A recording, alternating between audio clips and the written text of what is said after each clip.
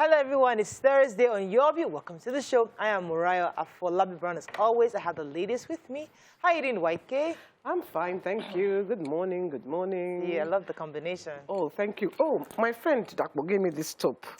So I don't know if she's watching, just in case she's watching, Dakbo. Thank you. Thank you. Lovely top. White K's behalf. Yes, we're also thanking you. How are you doing, Nima? Fine. I'm tired. What's tiring you? This sleep, I just don't know. Talk about My eyes ache inside. Is there a medical condition for that? I need to close it to relieve the pain. For a few minutes at least. I think I need. I watched a video where they say lettuce is good for sleeping. Lettuce. Boil lettuce. Oh, you drink it? Drink the water. Drink the water, boil it. You know that I'm going to do it, Sha. We trust Me you. go, I'm going to do it. How did they say to you? Alagbo. This one you just said, I'll I'm post doing it. it today. Certainly. I didn't see. I'm doing great. I'm doing amazing. I have a lot of planning to do. So yesterday I walked from my bedroom and I set a goal to achieve about 3 things. And I think I started 9 a.m. So I was watching the show while I was working. I was having breakfast, working, watching the show. So immediately after the show, I just put off the TV and I faced my work and I got up like 6 p.m.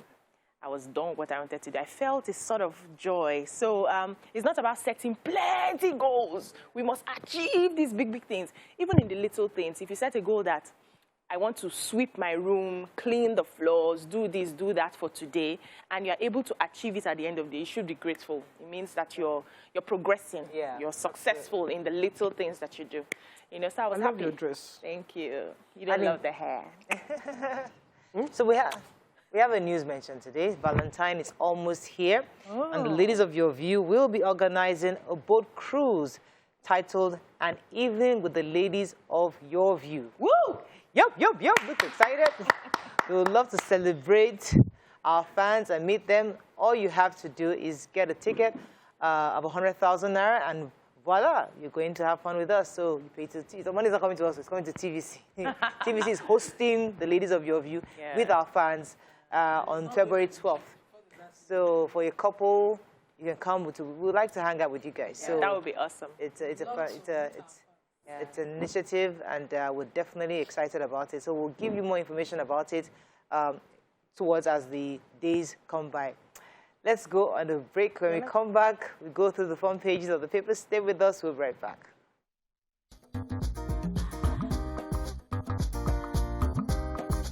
Stay tuned. Your View will be right back.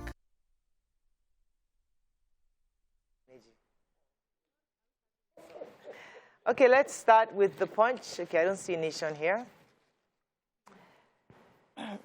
Governors NLC doubt fuel consumption. NNPC demands 3 trillion naira for subsidy. PDP primaries, 150 political thugs arrest, raises tension. Fayoshe's candidates clinches governorship ticket. Inspector killed fighting headsmen attackers. 2 bandits dead in Ogun Forest. Overwhelming majority of Igbo don't believe in secession, says Ohaneze. Wike lied, claimed abandoned aircraft stolen in 2015, says Amechi.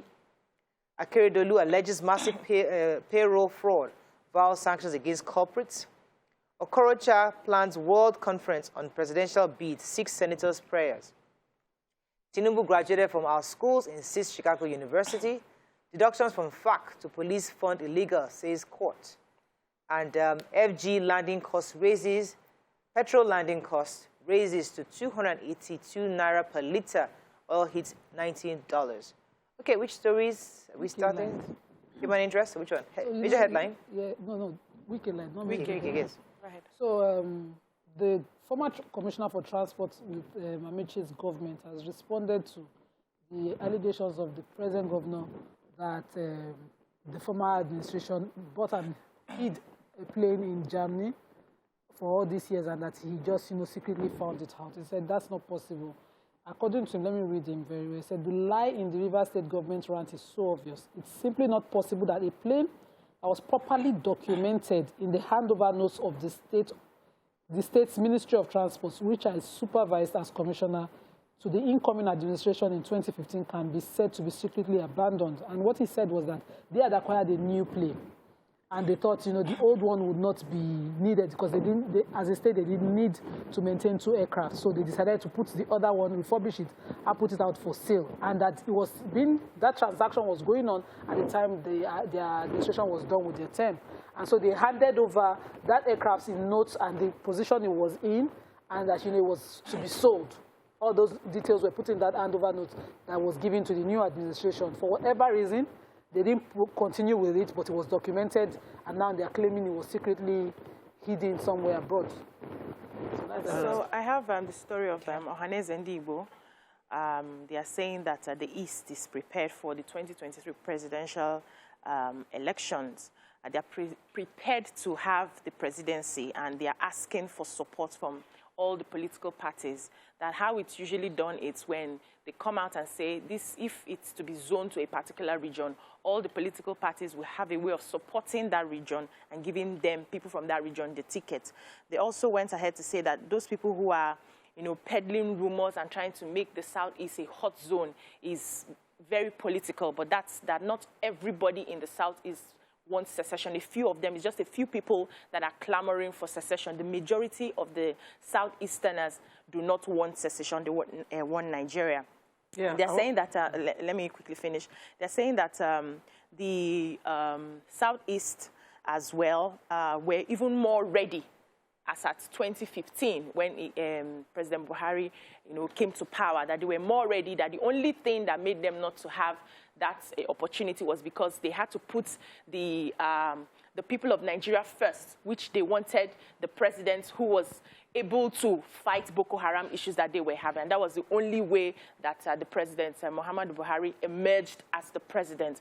But right now, they are still very ready. They supported in 1999 when they had to support Olusegun Obasanjo. It's their turn now, and this will only show social justice, equity, and fairness if it's given to them. Okay, I wanted to check the Tinubu graduated from our school, says the Chicago University. The Punch carried out a private investigation, and they called the university and wrote them. The university, through Beverly Poindexter, sent a terse reply saying that Mr. Tinubu did attend our university, and if you need any further information, go to our studentclearinghouse.org website. So they are saying... So he got a Bachelor's of Administration, BSc in 1979. I saw that story. Okay, the major headline. So the Governors Forum and NLC, that's Governor Fayemi of Ekiti State and NSC, they are contending the figures of NNPC, saying that the budget for subsidy has to be 3 trillion naira. That's what the Minister of Finance and Budget is trying to put together for the subsidy. Now, they're saying that they have to investigate those figures. So according to Governor Fayemi, he says we need a partnership with the NLC to confront the challenges of what the NNPC is about, because there's a lot of fraud in the consumption and distribution figures that the country is getting, and we only can move forward if NLC engages other people who are knowledgeable to tell us exactly, to conduct a thorough research into the sector before any further action. I'm worried because this is still rhetoric, because we've been talking, these are things that have been done years back. Why is it now we're at the point they're moving, they're not taking subsidy again, they're moving it to 18 months after the PIA is reviewed? There's a lot of back and forth, and it's like we are shifting the conversation we're shifting it to another administration. It's like nobody wants to face it. And they're saying 3 trillion. Now let's say we get this required change that we are looking for, a new political person, you know. They are going to put this thing on that person. Anyway, whoever is going for the election, I think, should actually check this thing properly. And know when you are in your campaign promises, don't go and say, I'm going to remove subsidy. Get it right. My own is that it's not easy to get. Getting it right is not something that is not magic one. It's something that has to be done. And if it is based on what we're doing right now, I'm even worried. That is why whoever wins or whoever is gunning for that position should actually look into the thing properly. Don't just be making political... I have solution. You have solution. Give us. What's the solution? We have code. Why can't we not You have what? reach? Crude. We have crude. Uh-huh. Must we pay in money for, you know? Why can't we exchange that for a company to come and establish for us refineries that will be national? Must we, this in the name of privatization, we've sold everything, and yet we continue to borrow. So you want us Did to we do not trade try by that? barter? Did we not try that with NEPA, Trade with by barter. electricity, and we're having issues today? We handed over national Privatize assets it. to the Is that what you're discos, saying? continue to bail them out. It's But that's not what she's saying. No. That's not what she's So saying. let's find a company who can build us a refinery that has the capacity to do this for our country. Reach an agreement with them in 10 years and exchange crude sales for that. Yes. So it's Don't taking, impoverish your people. that doesn't happen overnight, because Dangote has been building No, for you many cannot, years. you No, can negotiate, that's nice things you just said in one sentence. Takes years It to can build, and happen that's what in a Dangote year. is trying to do. No, it's not. What is Dangote's refinery is not built in a Why is it year. only Nigerian that must take generations? I agree with Nima. But that is not a magic one. It's not going to happen overnight. But they're not having We the just want to conversation. impoverish Can the they have people. that Okay, let's- conversation of trade by barter? That's where it starts from. Okay, We have Daily more than Sun. crude We need sales. to You want bring iron? in You want experts Kuti? Yeah, I wanted to to take tell that us now. about. We have to move on to Daily Sun. Do you have another story point? Yes, just a very quick Okay. one. So an inspector attached to the Ogun State Police Command, Morayo Olajide, lost his life during a gun drill between bandits and policemen in the state. So they got an information that bandits were disturbing some Fulani herdsmen, and then they deployed themselves and went there. They had like 20 minutes shootout with the bandits. 2 of the bandits were killed. Unfortunately, this inspector lost his life. The wife is crying out and saying that she has 5 children and she needs help from the state to be able to take care of these children. Daily Sun, very quickly. 2023 presidency, APC rules out zoning. Igbo set to fight for 2023 presidency, says Ohaneze. 2022, NNPC proposes 3 trillion naira subsidy. Nigeria may face dearth of policemen in future, ex-Inspector General Police Smith warns.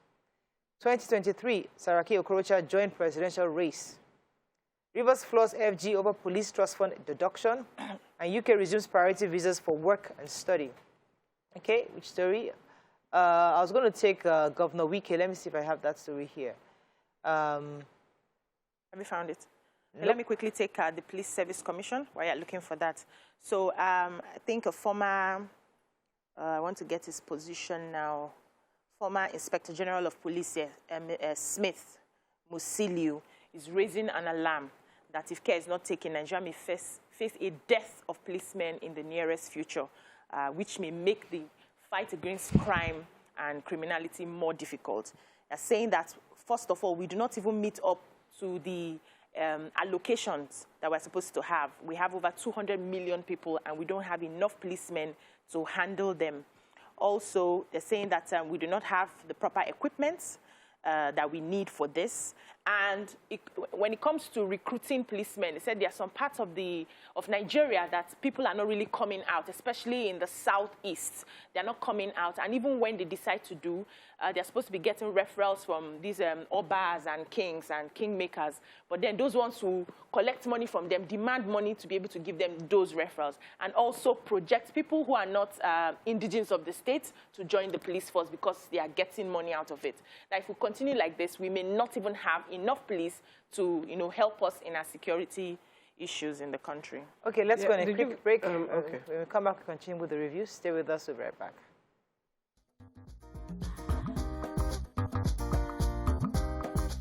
Stay tuned.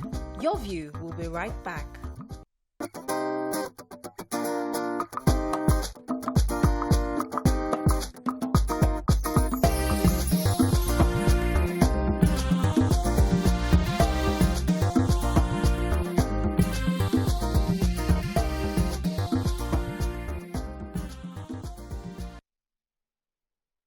Thanks for staying with us. We're still reviewing the papers with Daily Sun. So the federal government, actually the Federal High Court, has stopped the federal government from making deductions from the FAC, that's a federal account for funds, directly to the police trust fund. According to them, there was a ruling yesterday by Justice Ahmed Mohammed in a judgment yesterday, declared illegal and unlawful and unconstitutional the direct allocations made so far by the federal government to the police trust fund. Now, this case was filed by the River State Governor, Governor Wike, and he challenged the unlawful deductions of the federation account by the federal government. And he won the case, interestingly. So right now, they're saying that you cannot deduct from source. Only the funds going to the local government, the state governments can be deducted from source, not to government agencies like the police trust fund. So because, you know, the other states, like 35 states, tried to join in this. You said they were not originally in the parties to the suit, so they have to go and file their own case. You couldn't... their own case. Okay, yeah, any other story? The Ekiti thugs, there were 105 arrests yesterday. They were going towards Ekiti. They arrested them in along the Osun end of the Ijebu-Ijesha, Itawure Ekiti road axis. They had all kinds. They had pistols, cutlasses, and they were loaded in an 18-seater buses, passenger buses, coming from another state to Ekiti for the primaries. They've been arrested. Slave of death. All right. Let's move on to the Nigerian Tribune. Rivers floors federal government, court bars direct funding of police from federation account. I talked about that earlier. COVID-19 test, presidential committee deactivates passports of 200 defaulters. 44-year-old man feared killed, 3 policemen shot as gunmen attack Ogun community. Army arrests 150 suspected political thugs going to Ekiti from Ibadan. Ekiti 2022 Fayoshe's man, BC Kolawole, wins PDP primary. CJN writes judicial officers seeking nomination for appointment of 6 Supreme Court justices. And Saraki Okorocha joined 2023 presidential race. All right, which stories? So the CJN says that there are vacancies within the bench at the Supreme Court, and he has written that they should nominate 6 justices. That's the NJC should nominate 6 justices to fill the positions. According to the Vanguard, the Tribune, sorry, he had written a letter prior, announcing the death and retirement of some justices, and so that vacancy needs to be filled. Then the Presidential Steering Committee has deactivated about 200 passports of about 200 COVID-19 test defaulters after discovering fake PCR tests and vaccination cards. Apparently, they've been coming in with fake PCR tests and vaccine cards? Fake vaccine cards. They will say they are 10-year-olds. 10-year-olds don't take the test. So just to bypass the COVID-19. So they have deactivated their passports, and they've said that the rest, they're going to be publishing their names. And that the other people who they have not deactivated their passports should come quickly now. To the mobile courts. Yeah, to the mobile court. Because some of them were drawn into it by people at the airport, so that they can... Selling it to them, so that they can they can catch... Yeah.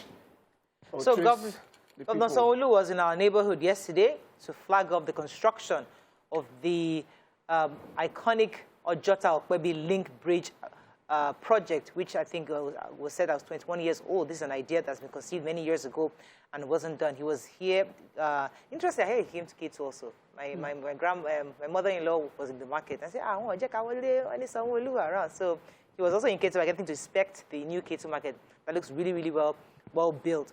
But more importantly, he came to flag up that construction, and he said that according to the governor, it's part of the theme's agenda and make to demonstrate his priority in this administration to ensure that people are able to have infrastructure to ease movement of vehicles across. Where would that bridge be? Nima would know where the bridge be. Nima knows bridges. She monitors bridges. The government says we have a firm conviction that the 3.89-kilometer Ojota-Okpebi link bridge and approach roads will, upon completion, inject considerable life into the socio-economic activities of the thousands of people who live. So, I wonder where the road will be. No, it will Ojota is here now. Ojota is here. It will cross the Yalaro from that Okpebi link bridge area. But then, the roads are linked already. And I'm thinking, could it be from that bridge? That bridge from Ojota to Maryland, across there? You know, there's yes, vast... the Okpebi Link Bridge itself. Well, when they finally commission it, they should take care of the monkeys if it's there. There are a lot of monkeys. No, but these there. bridges are looking beautiful. If you have gone past through this Agege recently, the place I did That not one, recognize. that one that in I didn't fact the recognize Link that Bridge area. is there. it was a new bridge. Yeah, new Yes, bridge. the It's beautiful. Ikola Road, Yes, all of those all areas. down. Yeah, Okay. it was, that was started by Ambode and Yeah. finished by Sanwo-Olu. Okay, moving on quick to Vanguard. Comment is a continuum. Let's battle subsidy on truths together. Governors will label. I know. Rivers floors FG over police trust fund deductions. Abandoned aircraft. Amaechi's allies fault Wike's claims. UK resumes visa application processing in Nigeria. Hanifa, another girl murdered in Kano. Twitter. FG moves to apply operational conditions to other platforms. Reps probe on claimed trillions of naira in commercial banks. And 105 Ekiti-bound thugs arrested by soldiers. Okay. So following a motion moved by Plateau State's that Chong Bagos in the House of Reps, they decided to probe unclaimed trillions of naira within commercial banks. According to him, he says that 7 years after the BVN was introduced, they have about 445.85 million bank accounts across Nigeria that are yet to be linked to the BVN, and the commercial banks are still allowing that. Also, they have been able to trace a 1.2 trillion naira linked to MDAs within commercial banks that have not been remitted to the federal account. And so the banks banks fail to refund failed transactions within the stipulated CBN period of 48 or 24 hours. Because of that, they continue to hold and encourage some form of corruption. And we know these things, how, monies will be paid into an account, and before daybreak, they've been pilfered into smaller accounts, and the banks are saying, how do we trace it? Whereas these are financial transactions, who should be, and their tracing should be the easiest, but because they're not following laws. Yeah, so they need to check I'd love to see the end of this. You use POS. So the British High Commission, we remember that December 6th, they suspended visa applications from red list countries, including Nigeria. So yesterday, they put on their social media platform that they have resumed work, and study visa applications, including work visa application processing, can now start in Nigeria. They also said that from January 24th, they will resume offering priority visa services in the Nigerian visa application centers. So some people can still get that through their website. So those people who are waiting to travel can now travel. So I was just being informed by the producers that the governor was in the area to also commission the administrative building by the recently built by the Princess Abolanle Bada. That's The chairperson. Chairperson. And I would like to get to this day today, because I saw a story that interested me. Governor Soludo says, as governor, I'll drive innocent vehicles as official car. Please, let me read it well. He said that, he said that when he assumes office, he would use the innocent vehicles. He also said that he has intentionally be wearing the local fabric known as akwete, saying it was part of his intention to support local brands and to make a statement Very with important. it. So that's how we get my akwete dress is not just a dress, it's a statement. I want to make a statement with this. You know, in the entire Southeast, this is the only textile thing alive, and it's handmade by the women of Ikwete in Abia State. Igbo land is one of the most Igbo land is one, and we must protect it. We want to bring back the zeal of patronizing our own. You know what? You're saying what you love to say. We love you already. We love you already. But he knows. See, I know we Economists, bankers, and all the experience. Economists. Simple. Let me finish. Let me finish. He said, I have made a wish that not even one kobo of Anambra people's money will be spent on that swearing-in ceremony. Hey, it is a wish, and I mean it. what are we spending money on? Just few people coming here to come and eat and anyway. Governor, When the governor is speaking, God, remember us in Edo State. What did you do this morning? God when? God when? Edo people, God when? So Edo now, no. Obaseki is working. Now what's that? You did it. You know the talk the one way. I don't even know they cross border. You did it. This is what I've been saying, that Nigeria, we need an economist. Yes. This guy, he knows what he's doing. He's not going to be bringing people are not going, because he will start wearing that material. People will start wearing the material. Those women will start selling. Okay. Yeah, BC asked me a question before that. How are we going to, what are we going to do concerning subsidy? And this man just answered the question. If you show and demonstrate leadership, and people begin to trust you and earn their respect, if you wake up the next morning and say, I remove subsidy, they will not react the way Nigerians react. They'll first say, okay, this guy, we've seen he's going somewhere. Yes, it might be hard, but because we trust him. So he's already building that trust with his people of Anambra State. If he wakes up tomorrow and says, okay, we have banned this thing and we're doing this, they will follow. He's going to drive, he's not going to go and buy Benz. I said Governor not those BB car from this thing. We need to bring Governor Soludo to your view. Yes, let's we need to. I can't wait to. Please let me be on set. Let's go on a break. It's Thursday. You guys have started.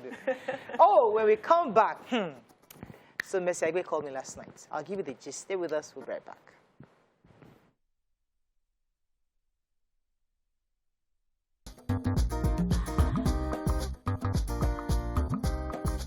Stay tuned. Your View will be right back.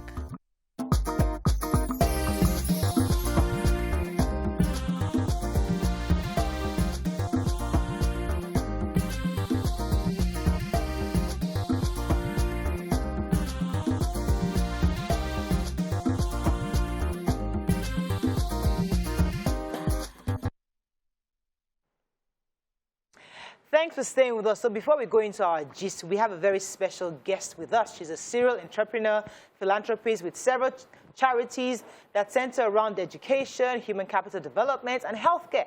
She owns the only free maternity clinic in Kogi State, which provides free maternity and child nutrition services to all. Welcome with us, Princess Zahrah Mustafa Audu. Hello. Good morning. Good morning. Hello, good morning. Yes, good to have you on the show. We're so excited to hear from you. So tell us about this maternity care that is free for people in Kogi State. How did you come about this, to start this project? Okay, that's a bit of a sad story, something I don't share too much, but I have 3 kids. So when I was about to have my 4th baby, I had a stillbirth. So I had done everything right. I was in America. I had the best health care, and I thought I had taken care of myself to the best of my ability. And then, you know, lo and behold, 1 week before my delivery date, my husband comes in. I go into the hospital to do a check, and, you know, the first doctor comes in, and they're doing the scan, and then she looks weird. And then the second one comes in, and the third one comes in, and then I know, wow, there's a problem, because obviously I've had 3 kids before now, so I know this is not normal. And they won't say anything to me. So like 30 minutes later, my main gynecologist comes in, because they wanted her to give me the news herself.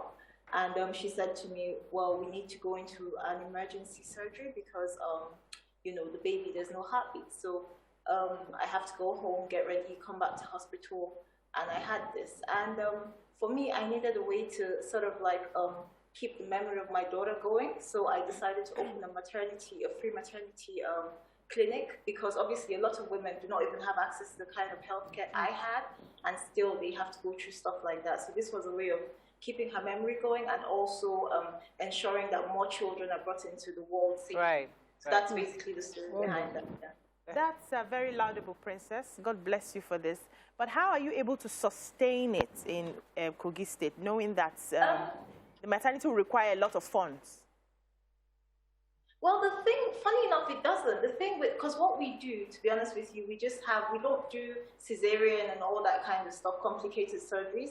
But what we try and have like the basic functionalities, which is, you know, you have the hospital beds, the clean water, the experienced midwives, the doctor who's on standby. So those are, for more complicated cases, we have to transfer them to a bigger hospital. But what we try and do is just take care of the basic, you know, the natural beds that people have. Right. Because in the area where I put it in Ejule, most of the time, what people, the people that lose their kids, it's from like, sanitation issues like poor, lack of water, just like basically giving birth in an environment that's not clean, etc. So those things are pretty affordable. They're easy to actually do. We pay the salary of the nurses, the midwives, and the doctor. We provide the basic stuff like, each time you give birth naturally, you need to have, the brand new scissors, exactly. So those are things that are easy. Also, to be honest, because my husband actually did run for governorship previously before all of this happened. There was a midwife who came in from the UK and who supported me with something similar to this, an outreach program. So I realized that it's actually affordable to do. It's just something that we haven't keyed into. I mean, where pregnancy or delivery becomes complicated is when you're having a cesarean, which most people can actually have a natural delivery. It's just, they don't know they don't have the technical, the best, say for instance, doctors or midwives available. They don't have a clean enough environment. So that's what we put in place for them. So it's affordable, it's easy to maintain. And I've always had this thing where, I've always believed that we must find a way to give back regardless of what you're doing. So this has given me an opportunity to give back while I'm also keeping the memory of my daughter going, because I named the clinic after her. All right. Okay, so Princess Zahrah, you are the convener of the Progressive Youth Movement. Tell us about it. How did that come about? Okay, again, a lot of the things I do sort of stem from life experiences. When my husband ran for governorship in Kogi State, what we found was that, basically we were novice to politics. Well, I was a novice to politics. He's a bit more experienced because he'd been politicking with his father, for many years before. But we thought, you do things the right way. You take your campaign to the people, you have a blueprint, you have, all that stuff. You become popular, you'd have plans with the people will want you, and then that's the way forward. But we came to find that it's completely different from that. Regardless of how popular you are, regardless of how much your people want you, how many laudable ideas you have, it doesn't translate to anything if you don't have the party, if you don't have a political party that's ready to back you, because we don't have independent candidacy. Then when you come to the political party, you find that how many factors play a role, starting with godfatherism, the cost of actually even partaking in being part of a big party, how expensive it is to buy nomination forms, how expensive it is to convince delegates within that political party that you're the preferred, option, so you become the candidate. So basically, after, he ran in 2019, we did all of that, we did the campaign, we went we purchased the forms, as expensive as it was, about 22.5 million or whatever, we did all of that. And because the party knew how strong he was on ground, and they wanted the incumbent governor to come back, they refused to have him in the primaries because they thought it would cause a lot of rancor, So he was screened out the first time. We went on all the channels, including TVC, AIT, etc., made a lot of, political noise, and there was an appeal.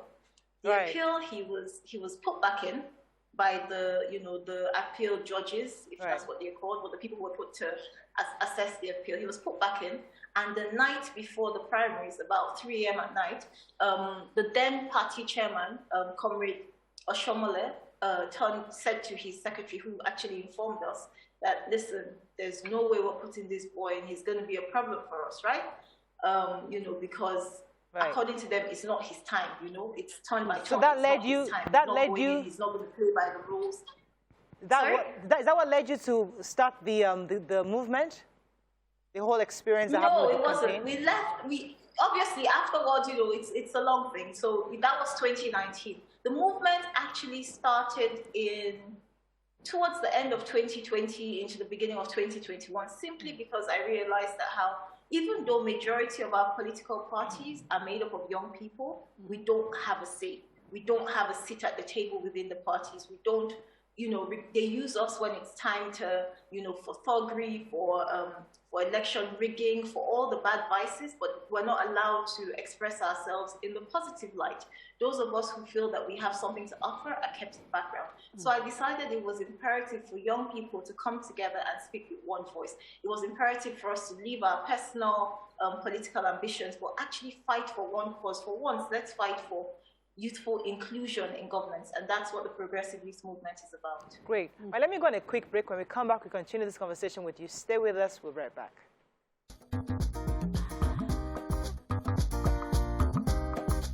Stay tuned.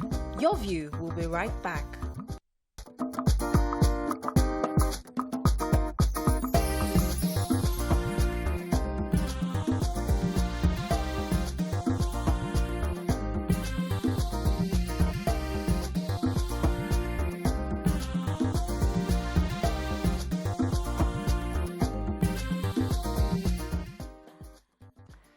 Thanks for staying with us. We still have with us Princess Zahrah Mustafa Aldo, our guest. YK had a question for her. Yeah, we learned that you are a serial entrepreneur with a string of successful businesses, and you're under this is Women We Love.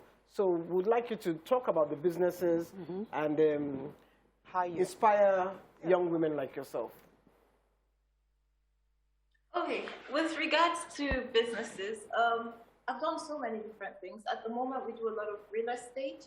We are in the process of bringing in our first, it's actually in Lagos at the port right now, our first batch of electric vehicles, which we try to, these ones are more affordable because the average electric vehicle, which, you know, like the one that was launched in Abuja here at the Eagle Square with the vice president, cost about, I think, 18 million. The electric vehicles we're bringing in are more affordable, better for the environment. We do a lot of real estate, again, like I said. We've done everything from hospitality, hotel businesses. But I think what happened with, for me, right, every idea I have, I try and explore it and see what it leads to. I'm not really afraid of failure because I know failure is a part of success. You know, I always used to say like the KFC story of how he tried so many businesses and finally in his old age, he stumbled on one that turned him into, you know, a multi-billionaire or, you know, in dollars. So I feel that whatever it is that, you know, I feel is a good idea enough, I try and experiment, I try and, you know, I push, I believe that, you know, the higher the risk, the higher the reward. So I'm a big risk taker. So I think for most entrepreneurs, you just have to have that spirit of risk taking. I also try and encourage younger businesses. Like I said, because we're into real estate and we have some real estate, I try and encourage younger businesses by giving out some free rental spaces, like for a year, for 2 years, get comfortable. So I have a few tenants like that, which I've done this for a couple of years now, just to try and encourage them. And in fact, funny enough, a couple of those people who we've tried to encourage are also in the media, like, you know, have smaller TV, or I don't know if to call them TV because most of them are like airing on YouTube or online, but have like smaller online stations and stuff. So we try and see how we can support, you know, other young people in business. For me at the moment, I think the most critical thing for Nigerians to look at as young people is try and get involved in politics.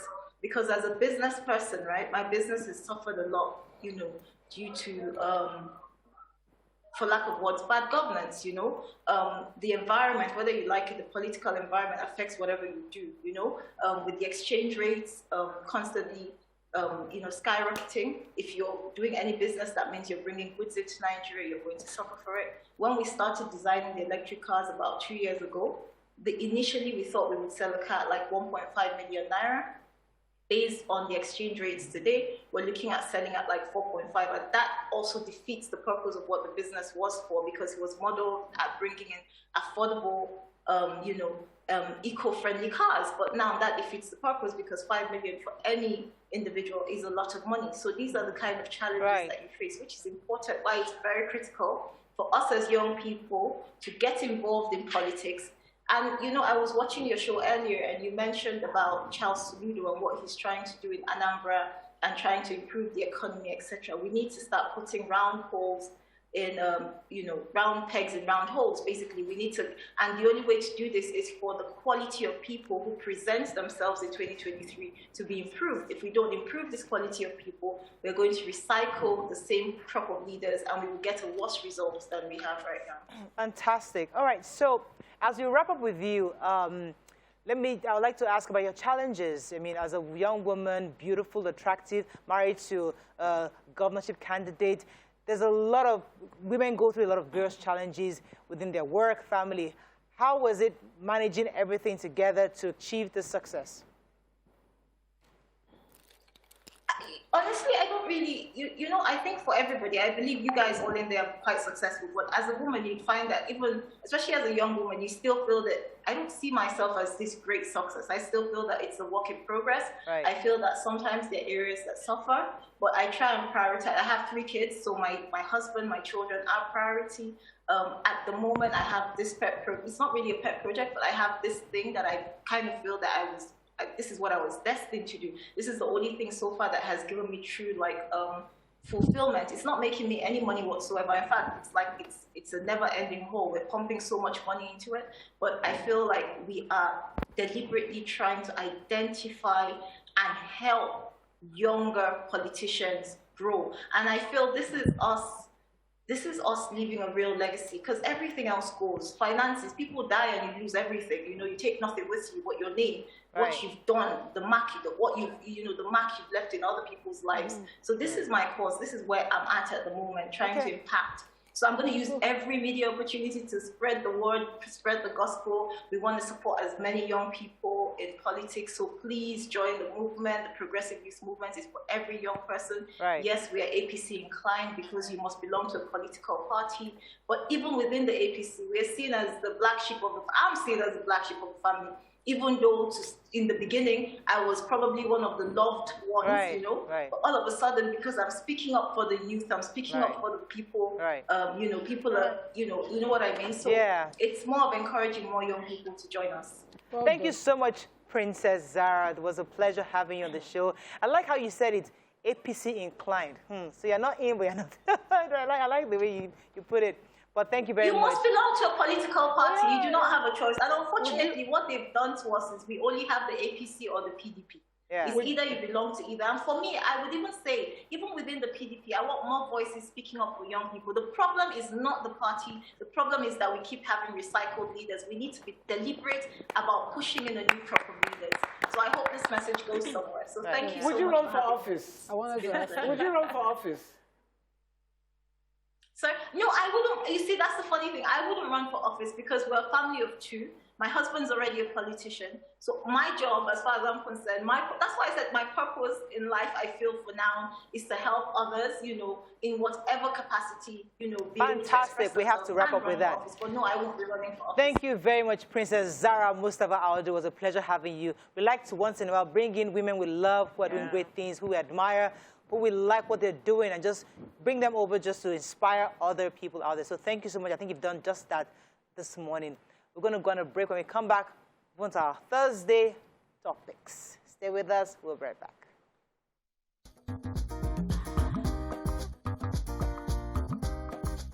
Stay tuned. Your View will be right back.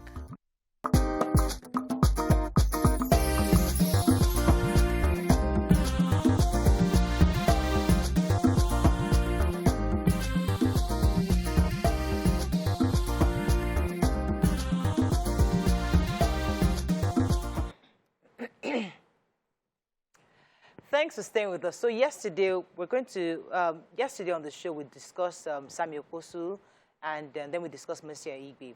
While on the show yesterday, Mercy Aigbe had called me because she felt that we were misleading in the direction of our conversation. According to her, her current husband, who she recently got married to, and her ex were never friends, and she just wanted that to be clear. So I spoke to her last night. She called me last evening, and she wanted it to be very clear that it was wrong for us to continue to say that how can she go and marry her husband's friend, and that is exactly not what happened. She said that they were never friends. They only attended where her current husband, who is a marketer in the industry, had invited her to her birthday party, which she had gone with her ex-husband to at the time, and that's where they took pictures with other industry actors. So he was never her husband. And secondly, she's told me that Morayo, the man is a Muslim. He's entitled to more than one wife. Nima, verify. He's entitled to more than one wife. So yes, he had issues with the first wife, and he is now marrying her as a second wife, and she's accepted to be a second wife. Doesn't she deserve to be happy? People should just leave her alone. I mean, she was really upset that people were going to her DMs, cursing her kids. Like, listen, this has nothing to do with my children. Just leave them out of it. It's my happiness. She's a second wife, and she's happy about it, and we should leave her alone, I think. So I think that settles that. you know, and so she's entitled to her happiness. That's sacrosanct. And whether you're a divorcee or a widow does not mean that you're subjected to loneliness for the rest of your life. Exactly. You're allowed to move on. And if she's Muslim, polygamy is allowed. Limited polygamy. Case closed. All right. So there is another topic. We'd like to add a bit of twist, because is there really anything called a perfect man? We know that's not true. Now we know that there isn't anybody perfect. But what are the features women look for, need to discover in a man to know that he's at least suitable for her? How and when can you find them? Then we can discuss this, ask if a married man in pregnancy, that's a different topic. But this issue of this perfect man, perfect woman, and I said it yesterday, that especially with the Samuel Poso story, that this is a woman that looked perfect in every way. And you think that she's got it all, married a celebrity, and so what exactly do we want as a people? Is it that we miss our priority on what we need as human beings, or we are just constantly looking for more? And that's really the direction of our conversation. Yes, BC. I think for people who cheat, if you're not cheating as a result of having a mental problem, because that one is big, you're cheating because you want variety. So it has nothing to do with the person in the house. The person in the house may be perfect, may be beautiful, has everything. In fact, you will cheat with people that are less than the person in the house. It just has to do with the person who is cheating, and not because somebody is lacking in one way or the other. When they tell you, because my wife cannot do this, and they're just making excuses, that's not the reality. But I know that there is no perfect human being. You can't find one. We just have our different vices in different proportions. And when you're picking a spouse, whether it's a man or a woman, you need to check your list and find out which one tops. So if the person checks like 70, 80%, and it's good enough for you, probably the 20 is not something you cannot live with, then you manage the person. Everybody has their baggage. In fact, there's something in my saying in my place that when you're getting married, it's like you're getting a gift. So when you carry the gift home, whatever you open, it's yours, and you have to find a way to use it. That's how relationships and marriages are. So if you're waiting to get that person who will check 100 over 100 on your list, you are deceiving yourself, because even you, yourself, you're not checking 100 and 100 over 100. If they check you, you have some lapses. But then you find the ones that, okay, this person has this weakness here. Maybe he shouts a bit too much, or he doesn't give me plenty money, or he has this so and so. Well, I can live with that, and then you go ahead in that relationship. But if you're waiting that that person must have 100 over 100, like I said, there is no perfect person. There is nowhere, even in the churches, you will not find them. There is nowhere you find a perfect person. Work with people who, so when you're choosing a spouse, for instance, pick somebody who would hear you out, who would respect you, who would love you, who would feel your love language, and you're good. Whatever comes, you find a way to handle it. Nima, your thoughts on this matter? Because as I say, it's a bit of a continuation from yesterday, because we're discussing lessons learned, and we find ourselves in different scenarios. And it's always important for us to review and see how we can take steps, not even to get in, just like she's already said, don't even enter it at all if you're not sure exactly what you're looking for. But once you are in it, you're already in it. You have met this woman, and then she's a philanderer. You met this man, he's a philanderer, and you're trying to manage it, and you don't want to leave. You want to stay. How do you begin to understand and adjust to this new life? Everybody is a package, and they come like they come. So you cannot take some and leave some. Except you're not getting married. Maybe you're in a dating kind of arrangement. You can take some, leave some. You can, make up with from others. But once it's marriage, because of the way marriage is structured, and to maintain the sanctity of it, you have to take all. So it's not like, and I would not like to focus on the male side. Let me talk of, because what we see more is men who, after marrying, women start to say, she's not like my mom, she's not this, but you saw her, she was beautiful. You liked certain specifics, and then the lacking areas, you start to shout. They come like that. So the person is a person trying to improve themselves, except they stop trying to grow. If they're constantly trying to grow, give them time. You take them and love them like that. And there's always also a saying my parents used to say that your backgrounds are separate.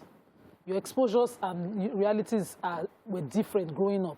So you people are coming with your two differences. And if your marriage must work, you must accept each person's like that, each person with their experiences and exposure. It's not like when they come in, you start to say, in my own family, we don't do this, I can't take it. No. You start to put hardship. That's how men create hardship on the woman. Or women create mostly, hardship. or women also, but mostly men, because, you know, we're in a patriarchal society, they have mercy. So you find a woman struggling constantly, trying to become what her husband's specifics are. Some women, it takes a drain on their mental state. Before you know it, she's become a nag, she's become stressed, she's shouting. Whereas she can be a pleasant, loving person if she's understood, you know? And so it's the same for a man. Listen, try to be the better half, and let the person grow. All right. Give that patience. Let me go and agree. When we come back, we'll try to twist the conversation a bit more. Stay with us. We'll be right back.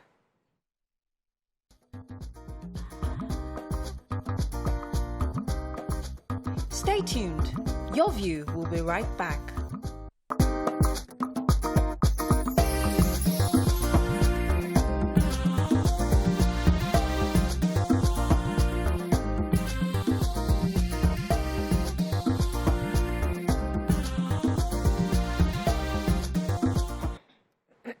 And we're talking earlier during the break that even some women go as far, when you meet a man, they bleach their skin, they want to look a certain way, they want to enter a certain class, they want to, you know, they do all that, they look a certain way to be attracted to a certain person.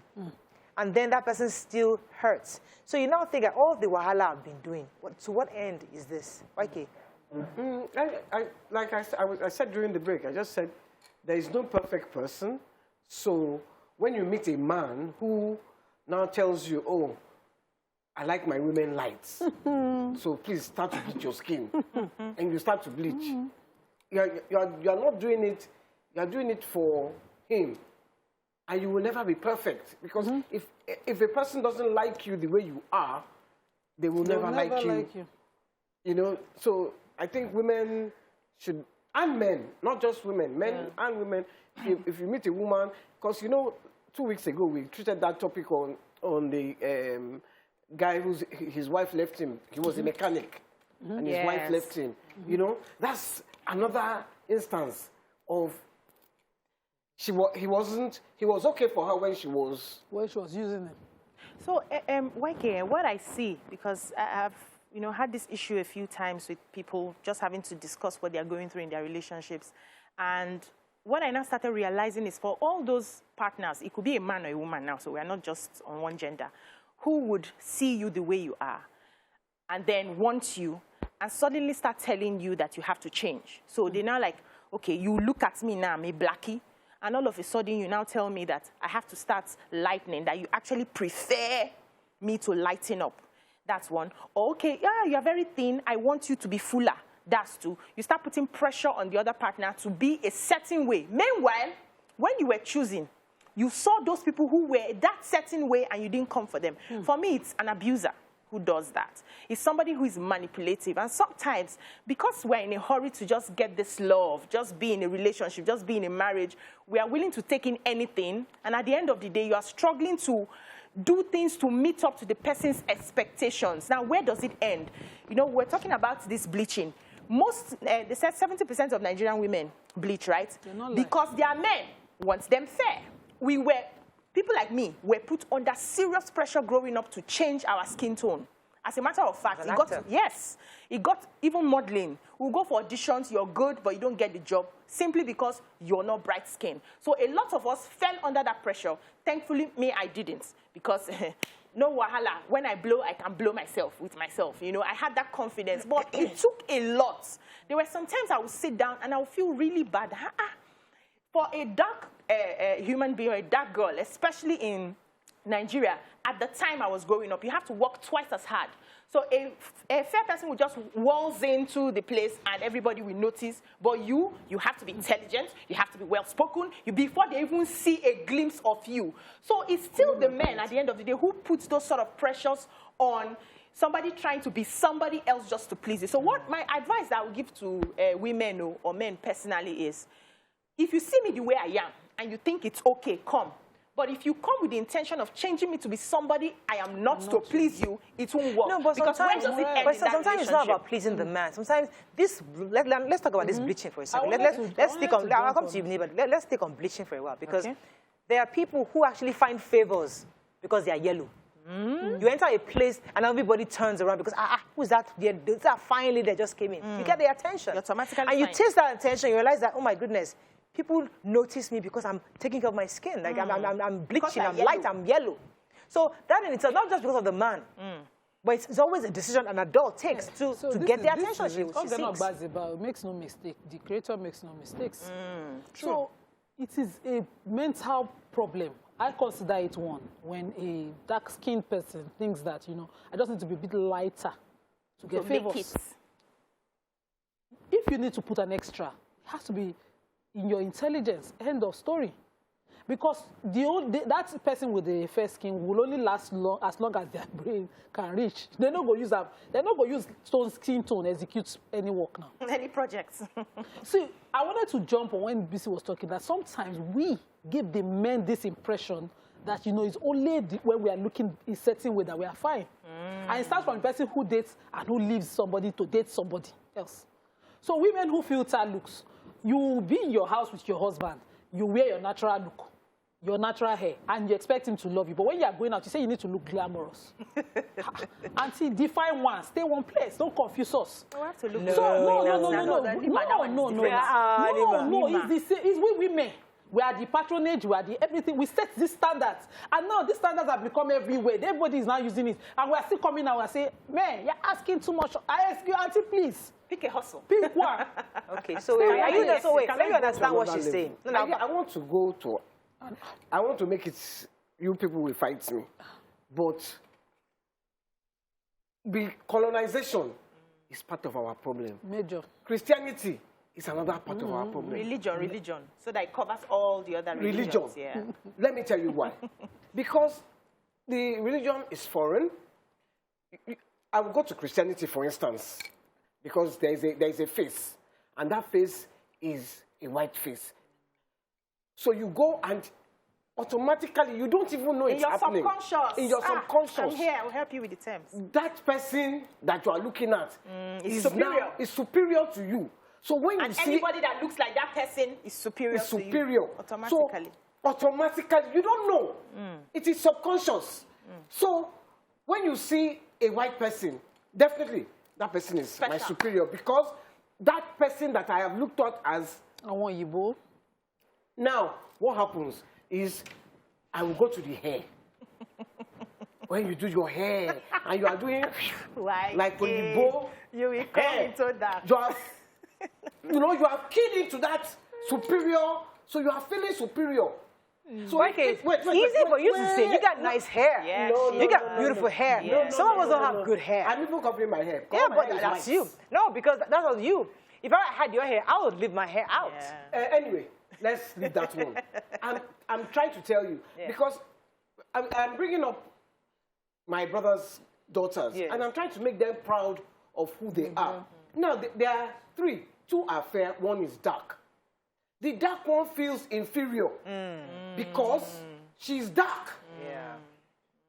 And society, she doesn't know it, when I used to work on the show, I had a friend who was of mixed race. Yes. She was nice and light. And when we were working on the show, and believe you me, I thought I was finer than her. But no man will look at me. When she's there. When she's there, because I was dark and she was light.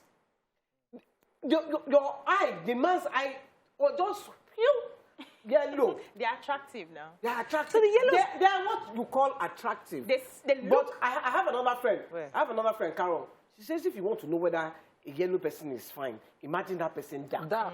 That's what we used to do. We used to paint pictures. Growing up. Growing up in just the point is, we can talk about this in this nice fluffy way, but the truth, the reality is, Give us yellow girls open doors. If you enter a place, that's the truth. You enter a place. No. Sometimes you can keep pressing. Let us be realistic. Sometimes it keeps the kind of door. If you're looking for a door in aeronautics, maybe not.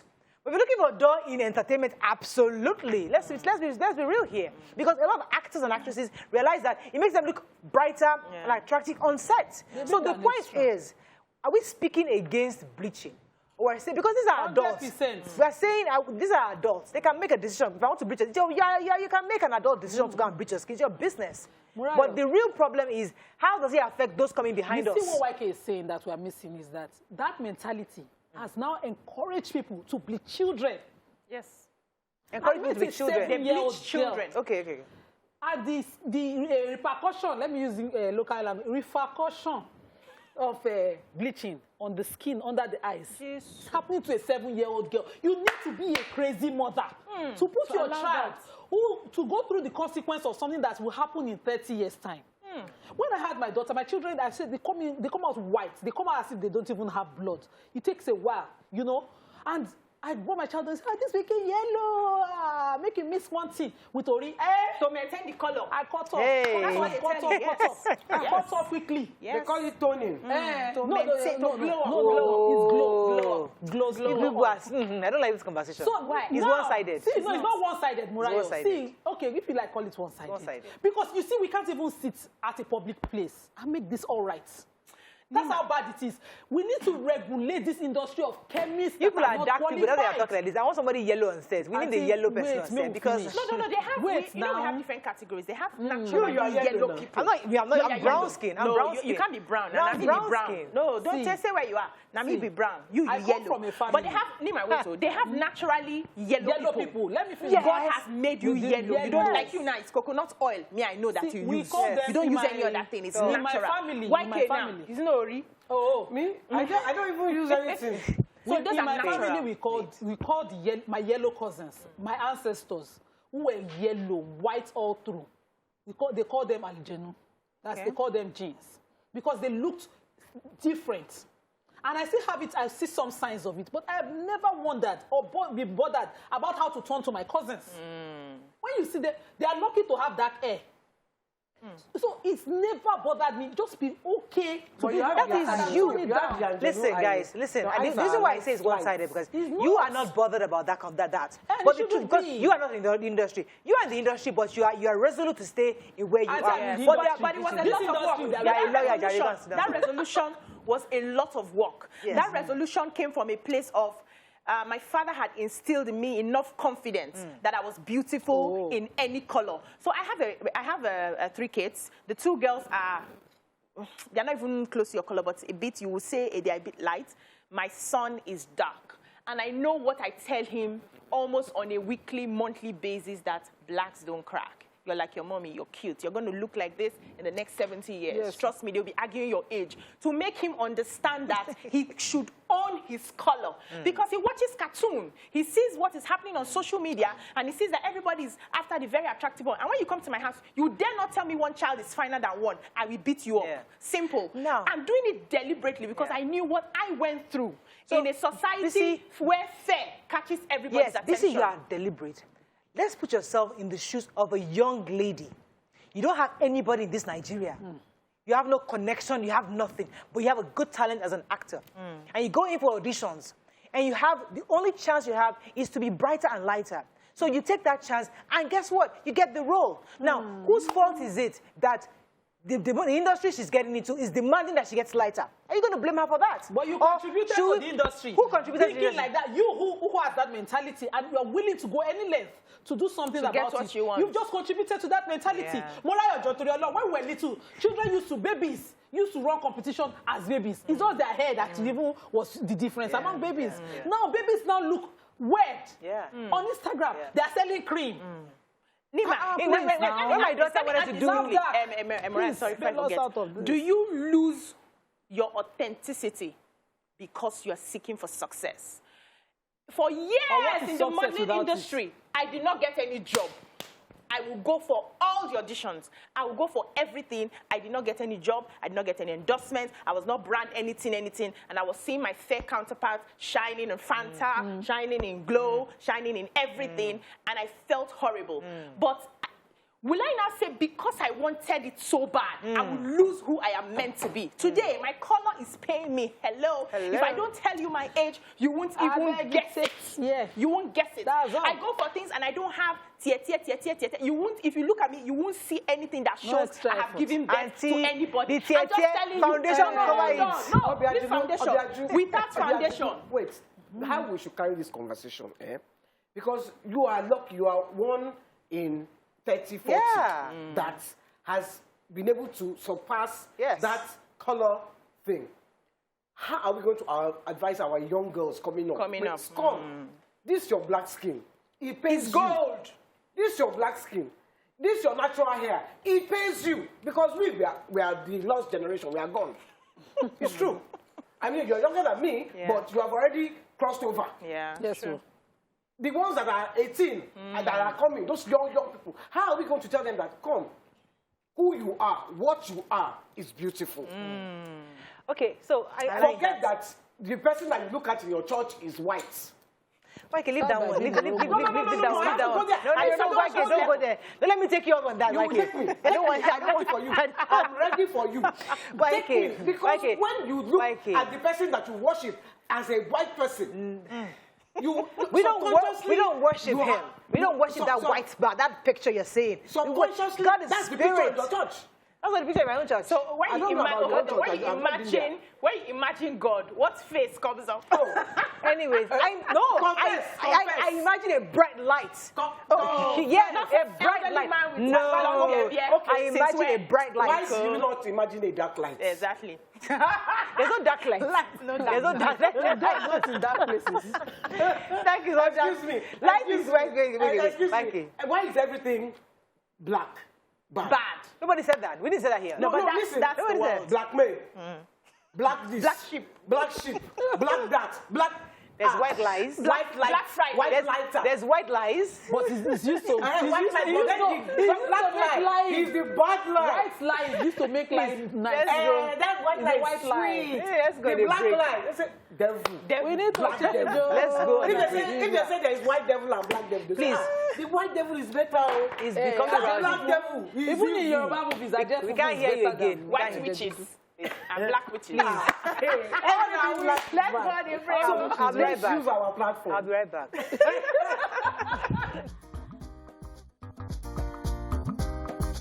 Stay tuned. Your View will be right back.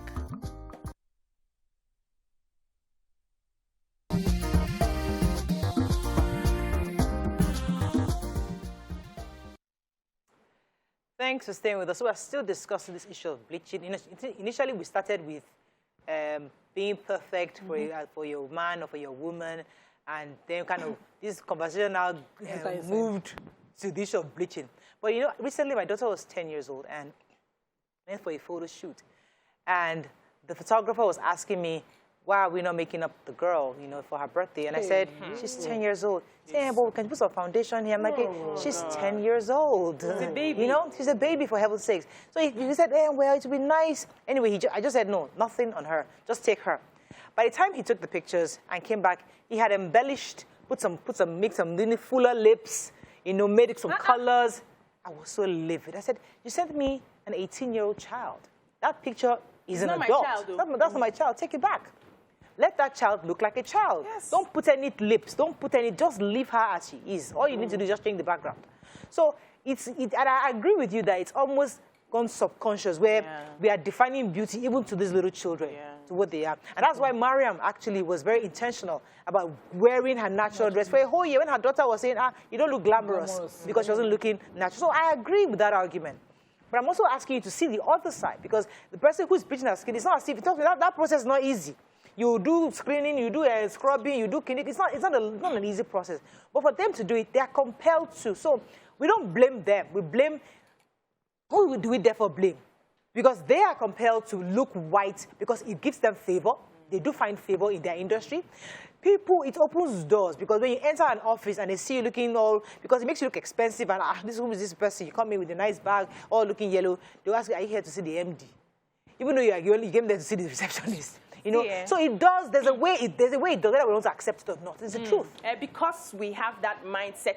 So how do we change the mindset? You will see what you want to see. That's the way life is. Everybody has their different map of the world. So if you look at a situation, it's where your mind is focused. That's what you will see. So if you believe that if I am fair, I'm able to get contracts, and you change your color, that's because you believe it. And we make our beliefs, and our beliefs make us. So we need to start changing our belief. What do we now start believing in? Do we believe in who we are originally? Do we believe in our authenticity? When we believe that, you see that things will change. I had similar issue with your daughters, where my daughter was turning 10. And that morning, after she's dressed up, going down to play with her friends for the party, because I had a party for her. And somebody was saying, why don't you give her makeup? I said, no, she's 10. I'm not going to give her makeup. Nobody's making up in my house till you're 18, when you're an adult. Even when we go for Christmas vacations and all that, nobody has makeup. She only has lip gloss. And she knows this is the rule here.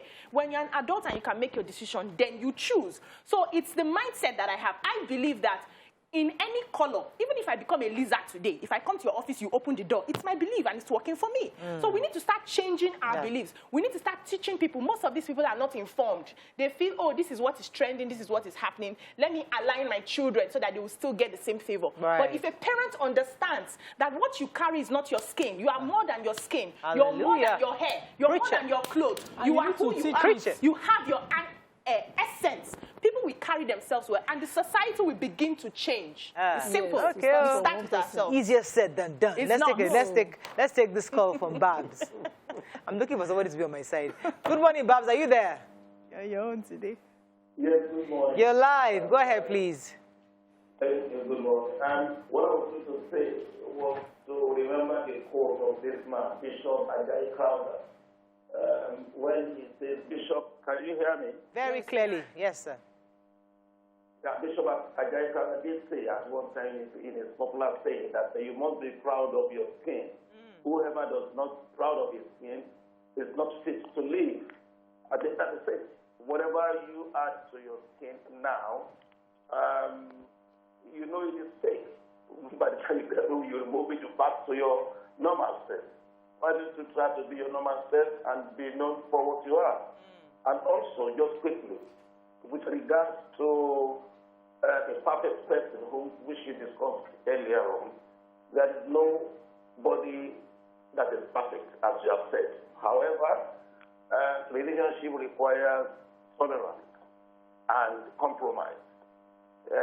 Both parties have to bear this in mind.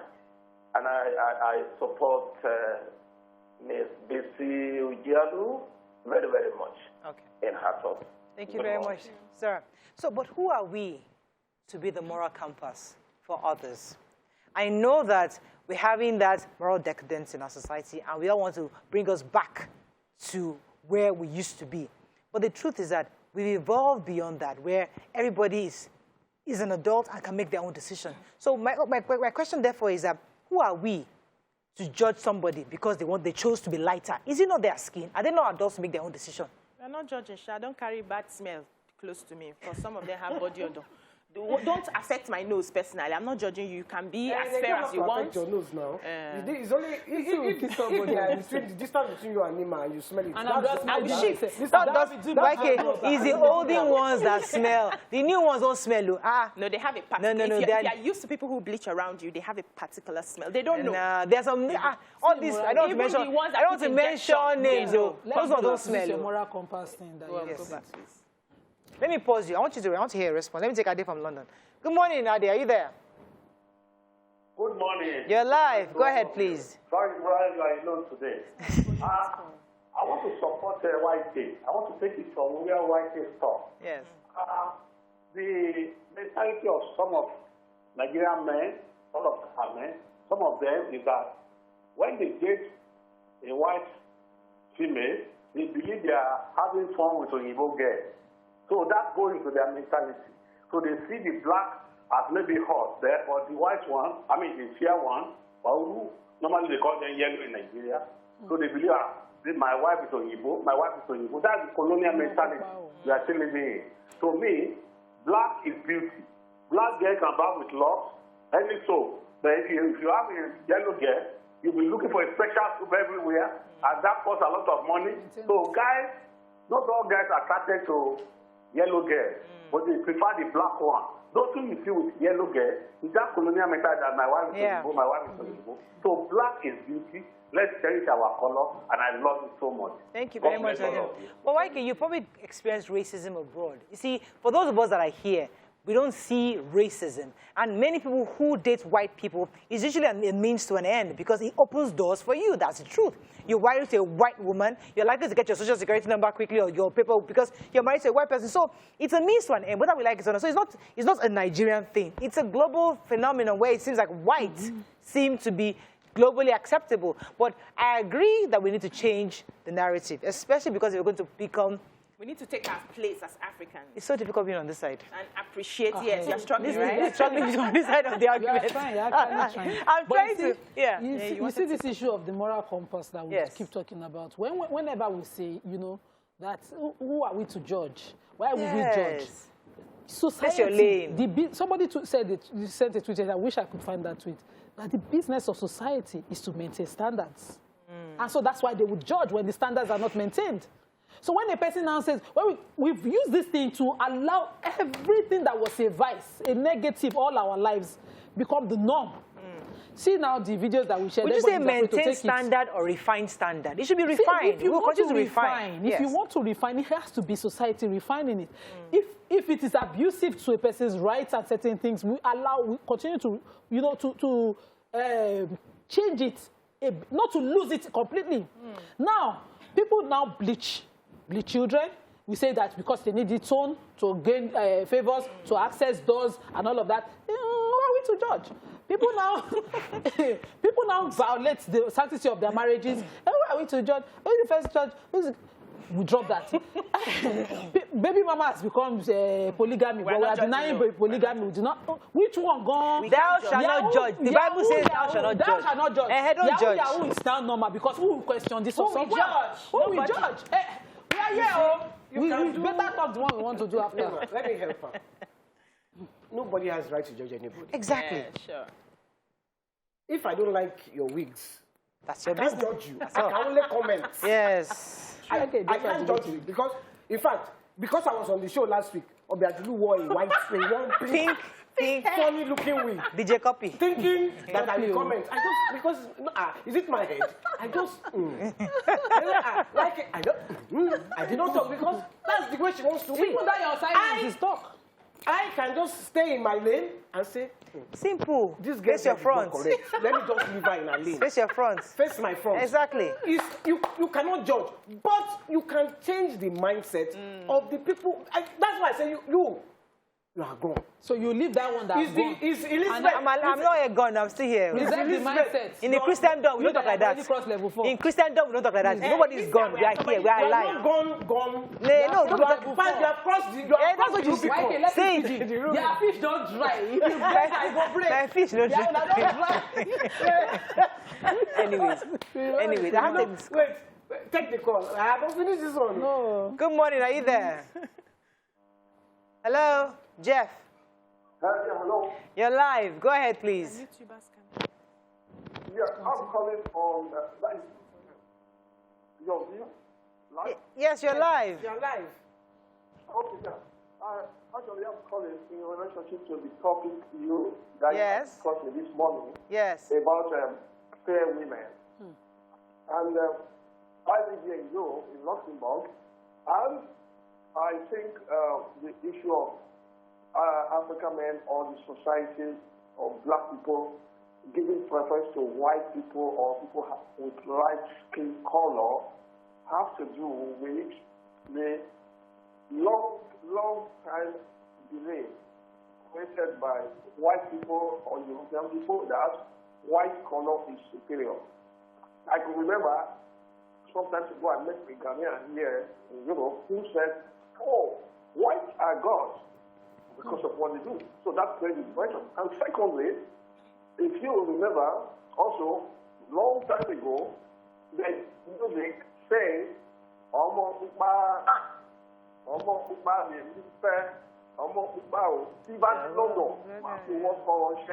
Simple. So that's creating the impression that white or fair women are superior.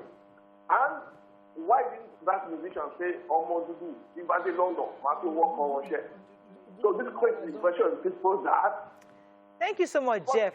What Jeff said even reminded me of something, because when a girl is fair-skinned and looking attractive like that, not just any guy approaches her. In fact, guys are even scared. I can't maintain this person. So the girl has already cut off the shaft. Those who want to come and approach her, those who don't even have anything. The hungry people. They won't even come close because based on how she has maintained herself. But when they just see you, nobody clean, anybody can just walk up to you and say, hi, Nima, what's up? But this one is not anybody that can walk up to them, because they also, you check yourself as a man. Can I maintain this? So it's a way to seclude yourself from the populace. My cream per liter is almost 10,000. Yeah. Only 10,000. When are using 100,000 cream? It's not expensive. Yeah, so coconut oil is very expensive. And I used to drink it. It's 7,000. It's very expensive. 10,000 naira cream. And we started appreciating it because people started using it and marketing it. Let me take that. Nobody wanted to touch it. Even to make it now, our coconut not they bring enough oil. So you have to go and buy the one that they give. Please, can somebody call to be on my side? Let me see. Dr. Moyo, are you there? I want to You're alive. Go ahead, please. That going back to the conversation earlier, you started with the kinds of things that you should accept and not accept. Yes. And I feel that everybody has his own baggage, man or woman. Just know the box you can carry to avoid unnecessary breakfast this morning. So to avoid somebody telling you, you have to look, you have to do liposuction, you have to bleach your skin to look like this. I saw somebody on the magazine of billboards on social media looking, she got it. To avoid all this kind of unnecessary heartbreak, just let them know your side and know what you can swallow. That was good morning. Thank you very much, Dr. Moyo. Thank you. So because society has put a lot of pressure on us, we have moved from bleaching to adjusting our body. Oh, yeah. Hey, thank you. I was going to go there. That's the one we do now. So you now look at those people, know that they have like this, the waist is small, the distance out, the back is... Is it your business? No. That's what you keep saying. The problem will come reach our children will grow without dignity. Now we are forgetting the long-term effects of some of these things. The bleaching has a very long-term effect. So I have an elderly woman in my place who bleached very well as a young person. Right now, she has so much discoloration. God has saved that she has not gotten cancer yet. But she has a lot of discoloration. Her leg color is different from her face color. Because she used cheap ones then. It starts from, you will do at your level now. Is there, how many people can afford to buy the one that is injection? There's the cheap one they used to sell on the Orcas used to sell. So you bleach at your level. You do things at your level. Why a lot of Nigerian women right now have not changed their body is because most of them cannot afford it. The ones that can afford it now. When I now go on the street, I don't know which one is original and which one is not. I am confused. No. We are following a trend and a pattern, and we're not thinking in the next 5 years, because I hear that thing needs to be renewed. You have to. So you hear, but you don't know. No, hold on. I'm not done, so I won't know, and I'm not doing. So I hear people who have done, because I watch all of these things on TV. They renew every 3 years. You have to renew it and adjust it and keep it. I am wondering, when you get to your 50s and your 60s and you're carrying extra baggage that is not yours, how will it be for you? Let me give you an example. When we are thinking about all this short term, let's look fly and look everything, let us talk about the effects. I remember. Can I sustain it? Now you are going to do body. You don't have a house. You don't have a car. You are going to use that body to be climbing back to catch the person that will buy the car for you. Somebody's husband that will buy the car for you. Congratulations. Do you have the money to sustain it in the long term? Because you need to keep renewing. Do you have that? We don't think about this. We just, it's trending, though. Because of the job I'm doing, I have to, when I pose, this thing we have to show. This one has to do, and all that. And we're not thinking about it. And we're raising young people who are seeing us do all these things. They see it as a let me help you argument. Let me help your argument a bit. Okay. So when we were younger, most of us watched Baywatch. Pamela Anderson, you know. So, I mean, when I was a bit younger, I used to wonder, so when this woman becomes 60, 70, what will be her? What would her change? Because she used to be very, very, you know, and we all knew it was rubber, you know. So I now Google just to see what she looks like today, because she's still... She removed it? No, it's still there. I think I saw this one says 6 days People ago. have money for maintenance, so you see. This one I think we removed it. Yeah, it has reduced. So you can be removed. The point I'm trying to make is that from looking at permanent, it says 6 days ago. It means that it was you can reduce it. You can remove it. So don't worry. Sustain it now. Don't worry about the people that are doing it. People who have excess. Yes, Now money for food are defined. And that's you. That's why nobody's asking you to come and bleach. No, wait now. So no. Even if I have the money, I will not. I'd rather buy AC for my court. Don't be cooling you. Your skin will be fresh. I will fresh. Inside AC. That's all I need. See, the truth is, Morayo, we don't know the extreme damage of this. One person can afford it. He's doing it. Becomes the standard. The person that cannot afford it thinks, I'm not fine until I'm that person. You are hawking bread. You are bleaching. No, there's nobody hawking bread. That's extreme. You are living my God. I think I'm sitting down when we are talking these things. It's the level of what I have seen that is making me this angry. Yes. Listen, what are you that is impossible. No, that's impossible. Because bleaching doesn't like sun. So that person is not bleaching. That person doesn't. They will not buy bread until she's looking a certain tone. No, that's not true. They do. That's not true. That's not true. No, that's not true. I'm saying what I am seeing. No, that's not true. Why are you selling bread to me? You give me and your hand looks somehow. How do you want me to eat it? Okay. See, the truth is, okay, I've seen that one. You need sunscreen. We need certain level of exposure and education to understand that these things are for the people who don't have problem. They don't have nothing to think. Yes. If your mind is not sweeting you, okay, so I think you lick sugar. Okay, you lick sugar because Nima, we can wrap up with that. We can wrap up with that because time don't go. Time don't go. All I just want to say is, yes, we have no right to judge anybody. Exactly. Yeah. We can only advise. Yes. But please, the repercussions. Then my own. I'm not even talking to like you people that have their fish don't dry. Their bones don't dry. We are not talking to people like you. You don't pass. I don't like this adjective. Nah. Elizabeth, when they come, your bags. Bisayo. Gufran. Yeah. Aima. Yeah, Kaima, yes. And those are the people I'm facing now. Yes. Say, Auntie, be proud of who you are. Right. But who will model it for them? Forget that they need to see. That's why I try to talk to you people, but you people we have to run. You have crossover. That's all we can take. So my own is that if you would like to bleach your skin and you can afford to, do what you got to do. Morayo, you can't close like that. Hey, I can't close. Okay, let me close. Let me close the the generation to come. Okay, I have heard you. I've heard you. Please. We will even beat yourselves. Okay, please do not bleach your skin. Thank you. Because it's not good for your skin. You can afford it. Do what you got to do. Have a great day. See you tomorrow. Bye for now.